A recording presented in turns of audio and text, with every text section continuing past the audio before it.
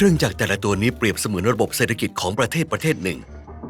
เครื่องจักรทุกตัวมีสิ่งตั้งต้น3อย่างแรงงานคืองานที่ผู้คนทำทุนคือทรัพยากรใดๆก็ตามที่ธุรกิจเอามาใช้ได้รวมถึงสิ่งที่จับต้องไม่ได้เช่นไอเดียและทรัพยากรธรรมชาติเครื่องจักรจะแปรรูปสิ่งตั้งต้นเหล่านี้ออกมาเป็นสินค้าและบริการและเพราะว่าเรายินดีที่จะจ่ายเงินซื้อสิ่งต่างๆที่เครื่องจักรนี้ผลิตขึ้นสิ่งที่เครื่องจักรเหล่านี้สร้างขึ้นจริงๆก็คือมูลค่าเศรษฐกิจแปลงสิ่งตั้งต้นให้กลายเป็นมูลค่าแล้วอะไรที่บ่งชี้ว่าเครื่องจักรตัวนี้เป็นระบบทุนนิยมคอมมิวนิสต์สังคมนิยมหรือระบบอื่นๆต้องดูปุ่มหมุน3ปุ่มแรกควบคุมว่าใครเป็นเจ้าของทุนที่ด้านนี้มีรัฐบาลเป็นเจ้าของทุนเป็นเสร็จครบถ้วนแม้กระทั่งคลิปหนีบกระดาษเกาหลีเหนือน่าจะเป็นประเทศที่มีระบบเศรษฐกิจเข้าใกล้ด้าน 0% ที่สุดอีกด้านคือ 100% เอกชนทั่วไปจะเป็นเจ้าของทุนทุกอย่า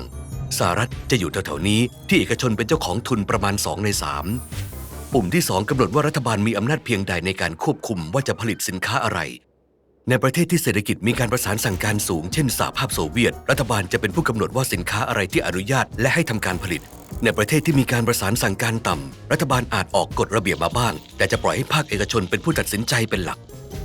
ปุ่มที่3กำหนดว่าตลาดมีบทบาทแค่ไหนในการกำหนดราคาสินค้าบริการฝั่งนี้ที่ 0% คือเศรษฐกิจที่ไม่มีตลาดเลยโดยรัฐบาลกำหนดราคาเองแต่ผู้เดียวและผู้บริโภคไม่มีอำนาจเลยด้านนี้ที่ 100% ตลาดเป็นตัวกำหนดราคาของสินค้าและบริการทุกๆอย่างแม้กระทั่งความต้องการขั้นพื้นฐานอย่างระบบดูแลสุขภาพเราสามารถมองแผงคุมเหล่านี้ว่าเป็นตัวควบคุมจำนวนเรื่องและอำนาจการควบคุมของรัฐบาลตั้งแต่การขนส่งสินค้านำเข้ากฎหมายป้องกันการผูกขาดจนถึงการควบคุมเครือข่ายที่เป็นกลางดังนั้นทุนนิยมจึงไม่ใช่เพียงแค่ระบบเศรษฐกิจประเภทหนึ่ง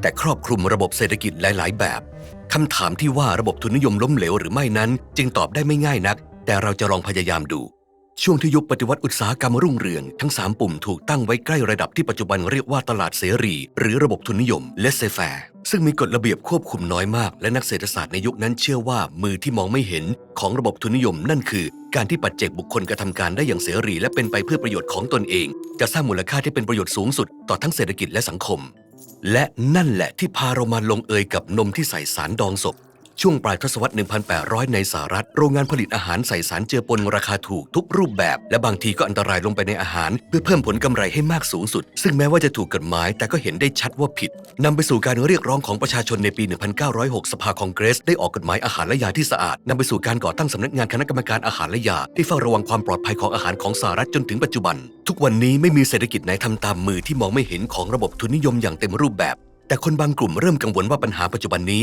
เช่นภาวะโลกร้อนและความไม่เท่าเทียมจะไม่มีวันแก้ได้ด้วยระบบทุนนิยมใดๆเรามาดูปัญหาโลกร้อนเศรษฐกิจทุนนิยมที่เน้นผลลัพธ์ที่การเติบโตสร้างความต้องการพลังงานที่ถูกที่สุดปริมาณมหาศาลซึ่งที่ใช้กันมานานก็คือเชื้อเพลิงฟอสซิลไม่ต้องสงสัยเลยว่าการเผาเชื้อเพลิงฟอสซิลทั้งหมดนี้ได้ผลักดันและยังคงผลักดันให้เกิดภาวะโลกร้อนอย่างต่อเนื่องนอกจากนั้นความต้องการผลกำไรสูงสุดทำให้บริษัทธุรกิจทั้งหลายมีสิ่งจูงใจอันทรงพลังให้เพิกเฉยความจริงที่ชวนกระอักกระอ่วนใจเช่นเดียวกับที่บริษัทยาสูบปฏิเสธว่าบุหรี่และมะเร็งมีความเกี่ยวเนื่องกันบริษัทน้ำมันและแก๊สก็ปฏิเสธและด้อยค่างานวิจัยด้านโลกร้อนมาหลาย10 ปีต่อไปความไม่เท่าเทียมความเหลื่อมล้ำเป็นเรื่องซับซ้อนที่เราต้องทำอีกคลิปในหัวข้อนี้เลยแต่ประเด็นง่ายๆก็คือในหลายประเทศความเหลื่อมล้ำกำลังเพิ่มสูงขึ้นทั้งในสหรัฐอังกฤษแคนาดาไอร์แลนด์และออสเตรเลียกลุ่มคนจำนวน 1% แรกที่มีรายได้สูงสุดมีส่วนแบ่งรายได้จากรายได้ทั้งระบบมากขึ้นและมากขึ้นเรื่อยๆตลอด50 ปีที่ผ่านม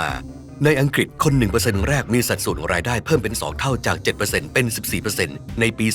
2014แต่นั่นไม่ใช่ภาพรวมทั้งหมดในอังกฤษประเทศที่เรามีข้อมูลที่ดีที่สุดเกี่ยวกับเศรษฐกิจก่อนยุคระบบทุนนิยมสัดส่วนรายได้ของกลุ่มคนจำนวน 5% แรกมีมากที่สุดราว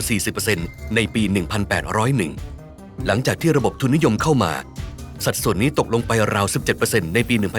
1977 ทุกวันนี้มันย้อนกลับมาที่ราวๆ 26% ยังมีข้อมูลอีกชิ้นหนึ่งคือในประเทศยุโรปหลายประเทศและญี่ปุ่นกลุ่มคน 1% แรกมีสัดส่วนรายได้ลดลงจาก 20-25% ในช่วงต้นทศวรรษ 1900 เป็น 7-12% ในปัจจุบันแล้วระบบทุนนิยมเป็นตัวการทำให้ความเหลื่อมล้ำรุนแรงขึ้นหรือเปล่าคำตอบไม่ตายตัวจำได้ไหมว่ามีการบริหารจัดการหลากหลายแบบที่นับว่าเป็นระบบทุนนิยมเหมือนกันหมายความว่ารูปแบบทุนนิยมของประเทศหนึ่งอาจจะดูต่างจากอีกประเทศหนึ่งมากเป็นไปได้ที่ความไม่เท่าเทียมอาจกำลังเพิ่มขึ้นในรูปแบบทุนนิยมของจีนและลดลงในรูปแบบของฝรั่งเศสระบบทุนนิยมจึงเหมือนเป็นดาบ2 คมในด้านหนึ่งมันสร้างมูลค่าอย่างมากมายที่ทำให้ผู้คนเกือบทั้งหมดมีเงินมากกว่าเดิมในทางกลับกันมันก็รวบเงินก้อนใหญ่ที่สุดลงกระเป๋าตังค์ของคนจำนวนน้อย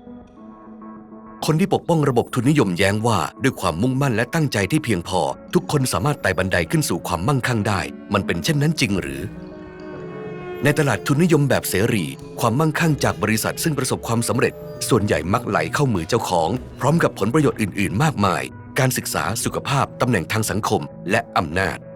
หากเจ้าของปรับแปลงตัวเครื่องกลจนมันให้ประโยชน์พวกเขามากกว่าฝ่ายอื่นเขาจะสร้างวงจรป้อนกลับที่อำนาจและทุกอย่างในนั้นตกตะกอนลงมายังครอบครัวของพวกเขาเองและสุดท้ายเราจะได้ระบบอภิชนาธิปไตยฉะนั้นกลับมาหาคำถามที่ตั้งไว้ตอนแรกกันระบบทุนนิยมที่ใช้มือที่มองไม่เห็นอย่างเต็มรูปแบบที่ปุ่มควบคุมทุกตัวหมุนไปสุดขั้วนั้นเป็นระบบที่ล้มเหลวใช่ไหมใช่แต่ก็ไม่เกี่ยวแล้วเพราะปัจจุบันไม่มีประเทศใดใช้ระบบทุนนิยมเต็มรูปแบบแล้วระบบทุนนิยมปัจจุบันที่หลายๆประเทศใช้กันอยู่ตอนนี้ล่ะล้มเหลวหรือเปล่ามันเป็นตัวการหลักของสภาวะโลกร้อนและยังเป็นปัจจัยให้ความเหลื่อมล้ำรุนแรงขึ้นในหลายๆประเทศอาจถึงขั้นทำให้เกิดระบบเจ้าขุนมูลนายโดยไกลๆในบางประเทศด้วยซ้ำเรียกได้ว่าดูไม่ดีเท่าไหร่คำถามสำคัญคือเราจะซ่อมแซมระบบทุนนิยมปัจจุบันนี้โดยปรับปุ่มควบคุมหรือกำหนดว่าใครมีสิทธิ์ปรับปุ่มควบคุมหรือเราควรรื้อเครื่องจักรทั้งเครื่องลงแล้วสร้างใหม่ตั้งแต่ต้นดี